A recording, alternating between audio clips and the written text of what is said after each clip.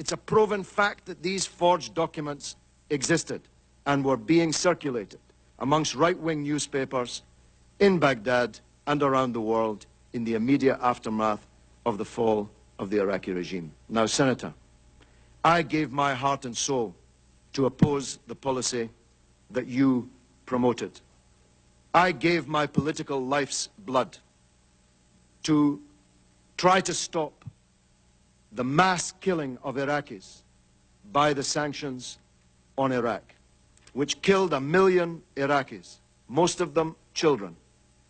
Most of them died before they even knew that they were Iraqis, but they died for no other reason other than that they were Iraqis, with the misfortune to be born at that time.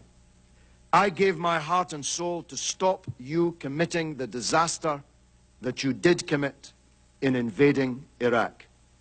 And I told the world that your case for the war was a pack of lies. I told the world that Iraq, contrary to your claims, did not have weapons of mass destruction. I told the world, contrary to your claims, that Iraq had no connection to Al-Qaeda.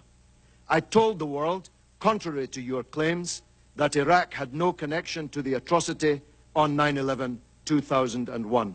I told the world, contrary to your claims, that the Iraqi people would resist a British and American invasion of their country, and that the fall of Baghdad would not be the beginning of the end, but merely the end of the beginning.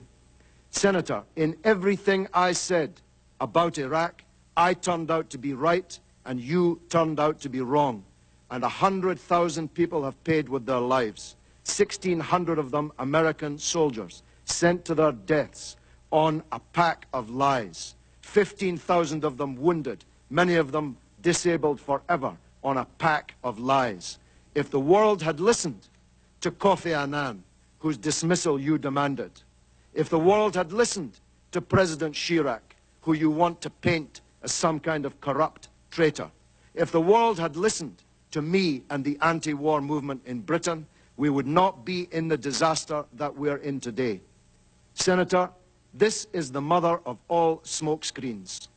You are trying to divert attention from the crimes that you supported, from the theft of billions of dollars of Iraq's wealth. Have a look at the real oil for food scandal.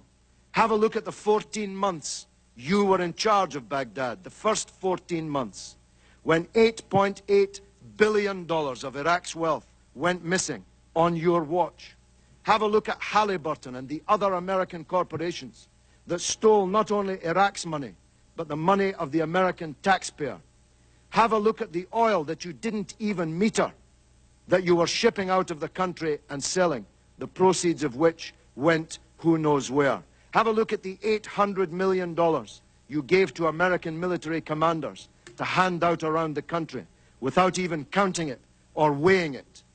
Have a look at the real scandal breaking in the newspapers today, revealed in the earlier testimony in this committee, that the biggest sanctions busters were not me or Russian politicians or French politicians. The real sanctions busters were your own companies with the connivance of your own government.